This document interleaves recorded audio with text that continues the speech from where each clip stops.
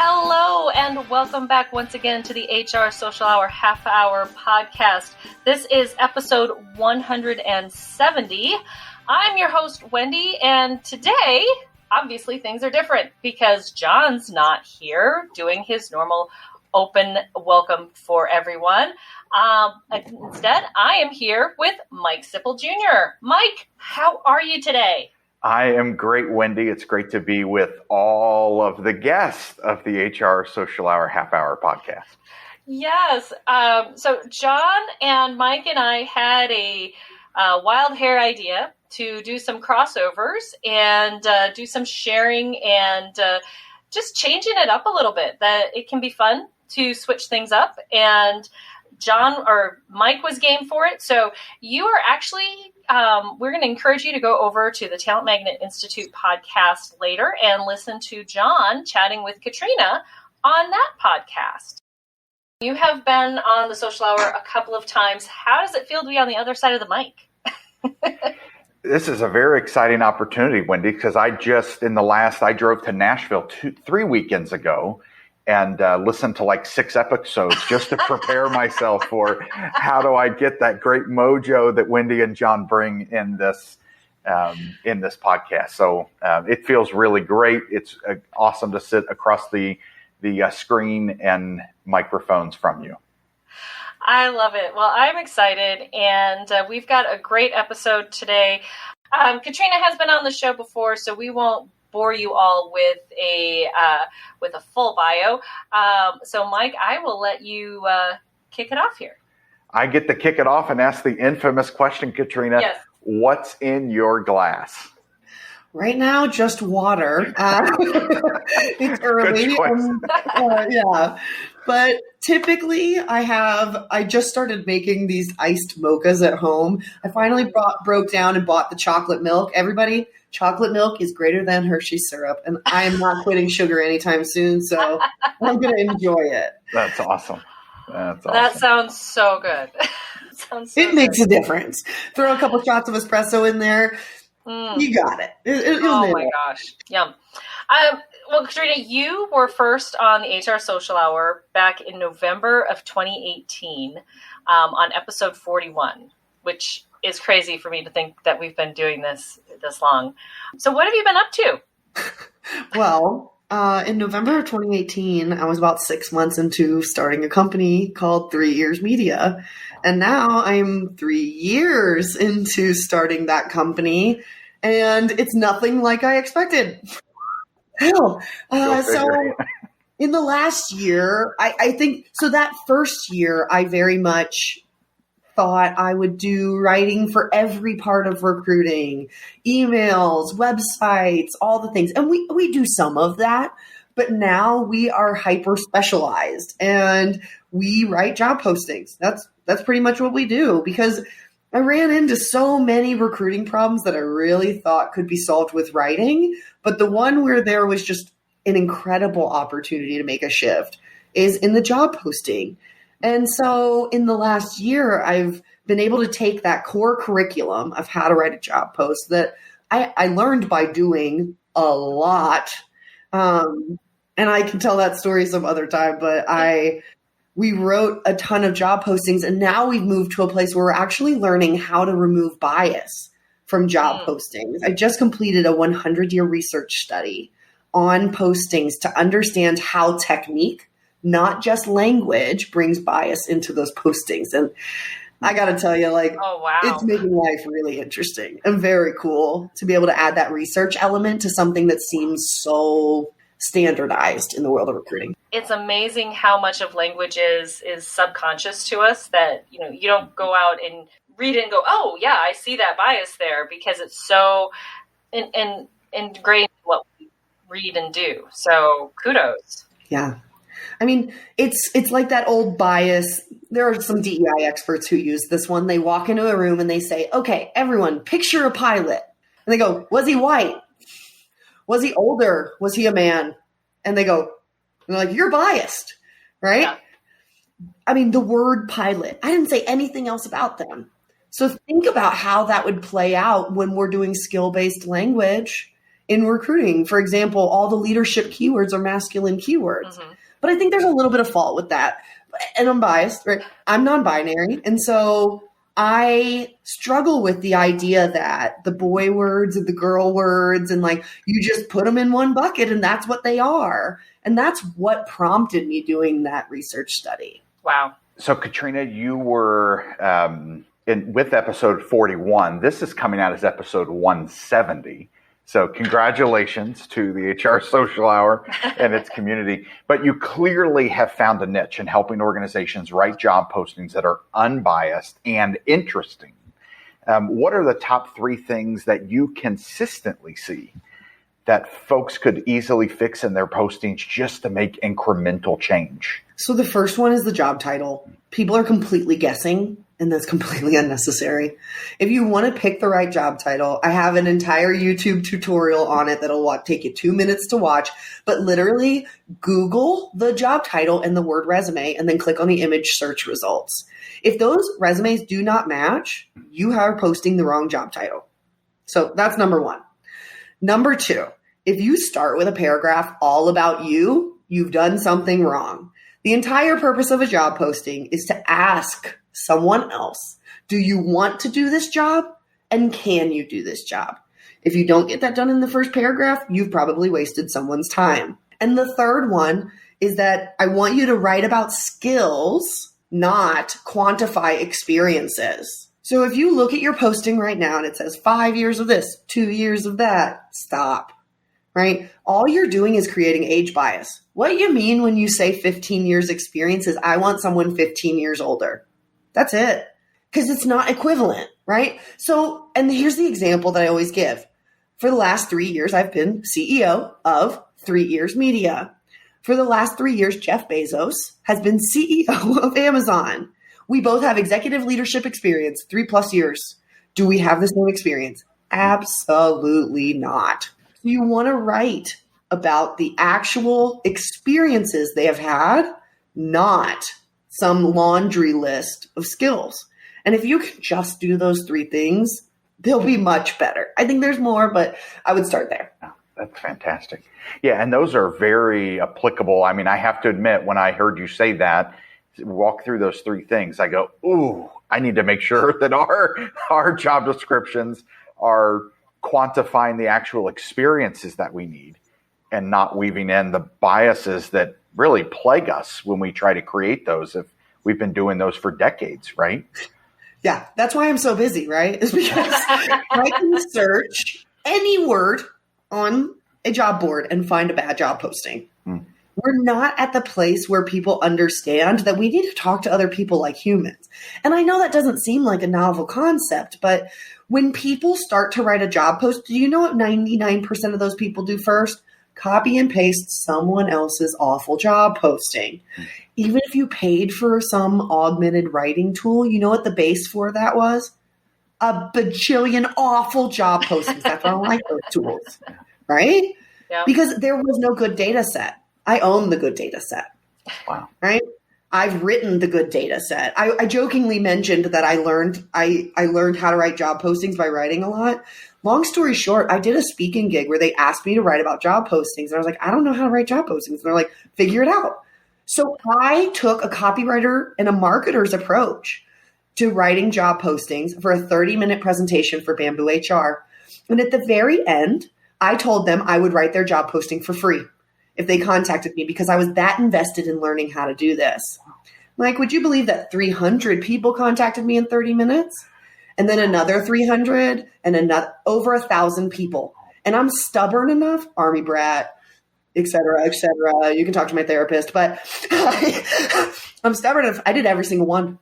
Wow, that's incredible. I wrote every single one. I learned every niche. I dug into every industry. And what I found is that they're all the same.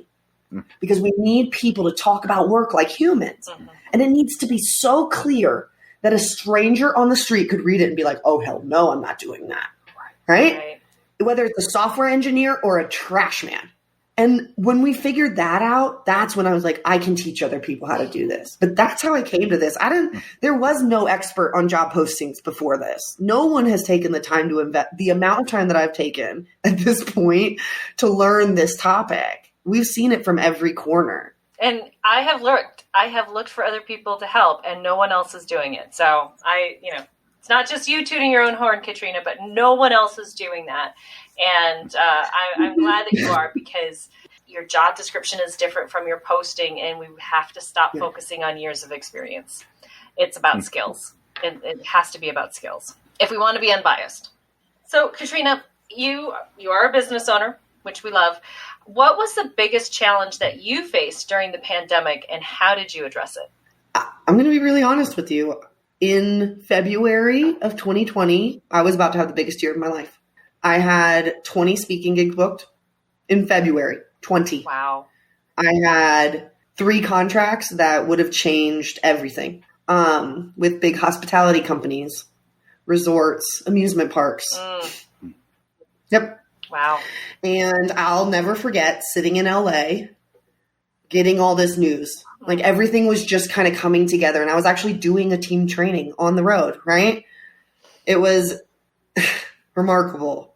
And within 2 weeks of that training, every single one of those gigs was canceled. All 20 speaking gigs were either moved to remote. Actually, at the time, they canceled all of them. They didn't even know what they were doing. Right. And all the contracts gone. So that was hard. Because I am a very type A, follow the rules. If I do all the work, then I'll get the outcome kind of person. I truly believe that. I grew up an Army brat. And what I realized is that there's no formula for success. And that when we create just to make money, it's not good enough. Not for me. When I create from love, from true passion, in which you've probably already picked up, I'm very passionate about job postings, And it's because I care. It's because I know that access to work matters. It's bigger than that. And so my pivot was to lean into what I love instead of leaning into what I thought would be profitable. And in that time, that downtime, so to speak, I didn't really take a break because I have a work problem. Mike Sipple and I talked about that a little before we started recording. I wrote a course. I wrote an online course during that time and recorded it from my home and started creating more resources for people. I did healthcare job postings so that healthcare workers could find emergency workers faster. I truly did things that I thought mattered for real people to be able to do the right thing at this time when nothing felt sure. And I think that's what made our business survive. We started writing LinkedIn profiles. We realized that formula of writing a great job posting, that clarity, that works for LinkedIn too. The intake almost works exactly the same way for me. And I have a weird circus trick that I can write live. So we started doing live job rewrites so we could do lower price points for people with lower budgets because everything was getting cut because of the uncertainty, right? So 24 million people lost their jobs and we figured out how to give them something to help them get back to work. These companies are all starting to hire again. We figured out something to help them create better job postings in a market where there's not a lot of candidate flow. And we're able to give access to education. And so I'm really proud looking back now a year later to know that even with all of that great loss and the surprises and the disappointment, honestly, I'm really proud to say that I feel like we did the right thing. That's awesome. Katrina, in late 2020, you shared that you're now using they, them as your pronouns. This has been an important topic in the business world in the last few years. What are your recommendations for companies to create an inclusive, welcoming environment for all? That's a big question, right? So I'm just going to give like my little one swing at it. And this is actually something that I'm working on right now for Pride Month. So anyone feel free to contact me because it's new, right? I said I'm starting to create from the love. And that's where this is coming from. And so for me, I believe that people only change when we connect statistics with stories. So I believe that to create an inclusive environment, we need to open ourselves to hearing more stories from each other and learning from each other.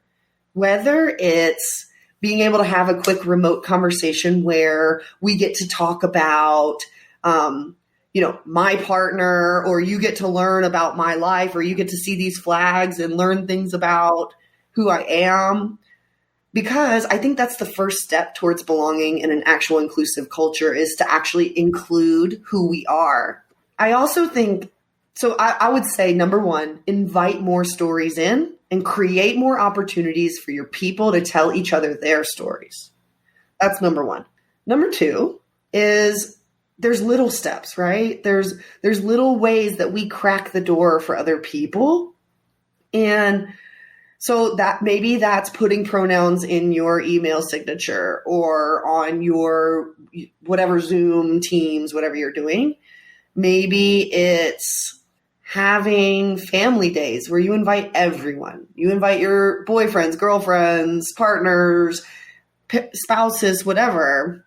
But I truly believe it has to start with just expanding each other a little bit with vulnerability, And I don't know the right answer. I think it's hard.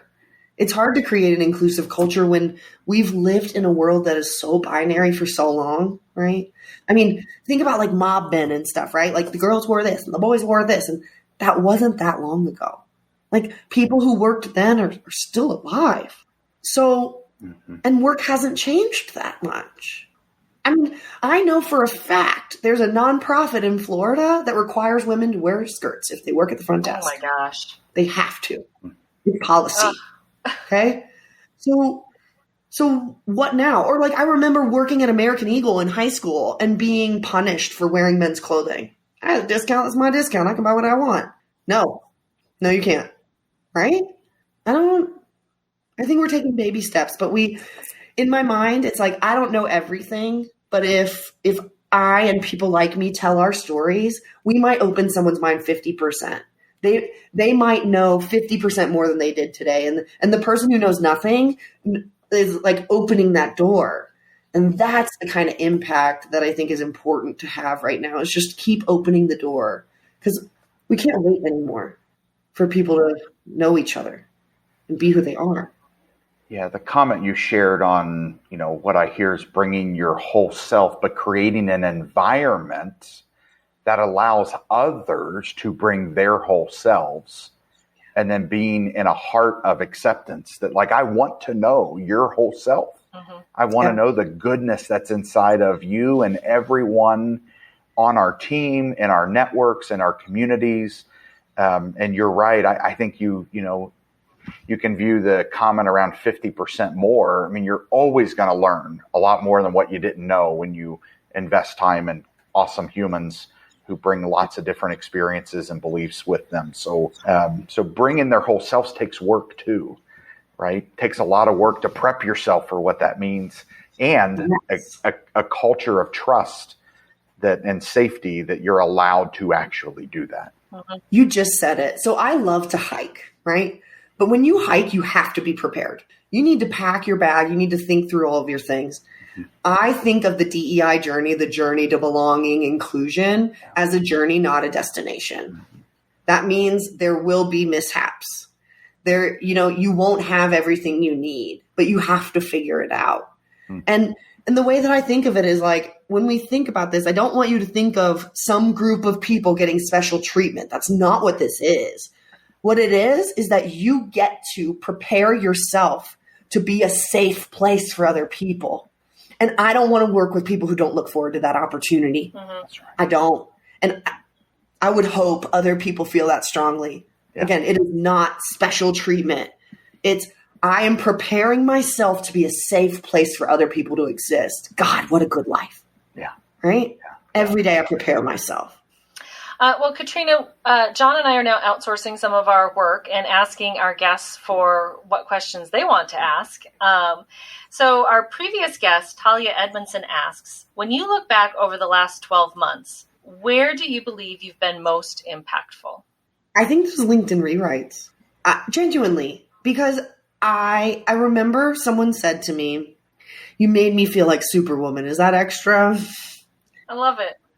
It's very rare in our career that someone holds up a mirror and goes, do you see how good you are? Do you see how amazing you are? Let me tell your story, and makes it easy, and it's not some fabricated, I'm a highly talented business professional who wants to collaborate with. That's not me, And I'm looking around my desk right now. Of course, in a podcast, you're probably not here. You can't see me, but I have artifacts all over my office from people who they've sent me gifts. Because the gift of being able to see yourself and to know your talent and be able to pursue jobs that you never thought you were qualified for before, to be able to know that you're not a customer support specialist. You are a recruiting operations manager. You have that experience. Let me show you. And to be able to tell your story and be really, really proud of that, to have access to work, to me, that's more. These job postings, they matter to me because I know they influence people I'll never meet. And that's great. But the people I do get to meet, they make my day every single day, every single time. It means a lot to me, really. I didn't know I could get all up in my feels today, guys. Come on. Great. Just bring in your whole self, Katrina. Hey. Bring your whole we have self. Fun. All the feelings. Yes. So good. Love it. And on that note, we are going to take a quick break. This episode of the HR Social Hour Half Hour Podcast is brought to you by People Element. People Element helps you act with confidence to improve the work experience for your employees and improve productivity, retention, and engagement. Their flexible, all-in-one employee experience and engagement measurement solution gives you an enduring capability to understand your people and take the right actions to continuously improve the things that matter to the success of your business. People Element is built for your success. To learn more about People Element, visit peopleelement.com. Thanks again to People Element for sponsoring the HR Social Hour Half Hour Podcast. Now, back to the show. All right, we are back. And so, Katrina, you have been down this road before, but it is now everyone's favorite part of our show, which is the half-hour question connection. We have mixed it up a little bit, but what career did you dream of having when you were a child? I wanted to be a doctor or a teacher. I wanted to help people. I've always had that little thing that was like, if you need someone, you should be able to come to me. And for me, I always saw doctors and teachers as the person that you could go to and trust. Katrina, who is the one person you've gained in your network in the last year that you think more people should know? That's a great question. Minda Harts, when you said she was the only other person who had been on two, I literally grabbed my chest because I was like, I teach Minda's class at NYU. I've read her book. I interact with her pretty regularly, and I really love what she brings to the table. And yes, that was a book pun. How do you maintain balance? I control what I can. So for me, balance is in the mornings, I have a very strict schedule. It makes me very happy. And it kind of puts me in a calm place for during the day where I have no balance. And I say that with love, right? Like, I appreciate that. I love being busy. I love that we're growing. And I know I can't control every day. I have to be flexible. So I keep my morning schedule very strict. I try to keep all of my meetings to Tuesdays and Thursdays. So I coach every day of the week, but I really try to get anything that's sales or business check-in kind of oriented. I just do marathons on Tuesdays and Thursdays, and I don't even try to do any work. And I gotta be honest with you, that has really been good for my brain to focus when I can and focus on connecting consistently all day, right? And then the next day being able to connect consistently with my creativity and my flow. That's the hard part about being a writer and running a company at the same time. I'm supposed to be super creative and, run a company. That's right. And all of that brings. Yes. So how do you enjoy giving back to the HR community? Yeah. Well, I've given a lot of those LinkedIn rewrites away. And I think too, and Wendy, you mentioned this at the beginning, right? I write so that people have resources to get the answers they need. Because when it came to the job posting, it just felt like everybody was giving the same generic advice. Everybody was giving you the same, like, lead with skills and expertise and then do this. And that's bullshit. Like, and so I enjoy giving back by writing stories that help connect people to data. Like I said earlier, right? Connecting stories to statistics makes change easier because recruiting is not easy. Hiring is not easy. But the one thing we can control is how we ask, right? And you can always go to KatrinaKibben.com and learn how to be a better asker. I love it. What is your favorite movie? Ooh. So I'm not a big movie person. And I know that's like not a great thing to say, but I really just don't have the attention span. I really love like rom-coms. So maybe like How to Lose a Guy in 10 Days because I love the familiarity of it. I've seen it so many times that it's just hilarious. Or Bridesmaids, another classic. Bridesmaids is awesome. That's a classic. Now I want to go watch it. What was the first concert, Katrina, that you ever attended? No one will expect this. You ready? No judgment. I went to a Christian rock concert at a state fair, and I listened to Jars of Clay. That was my first concert. Oh, awesome. Wow. I like their music. I haven't listened to them in a long time, but I do. Yeah, it was great. Do like their music. That's great. County fair in like rural Georgia. Which is where you would have seen them. I mean, that's where they would have been. So, perfect sense. Yes. Katrina, what was the last show you binge watched? I watched Couples Therapy so they did a preview of it on Prime and it's on Showtime normally. And it's literally people you watch other people's couples therapy. And it is fascinating. So good. Also eye-opening, like the questions that she asks, and then she goes to a therapist and talks through all of her cases. And so you really get the perspective of what it feels like to be a therapist while simultaneously learning, I think, about yourself and the relationships in your life. Interesting. That's fascinating. I'm going to add that to my watch list. So, Katrina, what's a hobby or thing that you do that may surprise people? I really love to arrange flowers. I do it every single weekend. I buy a bunch of flowers from the clearance bin and I make arrangements that I just put all over my house.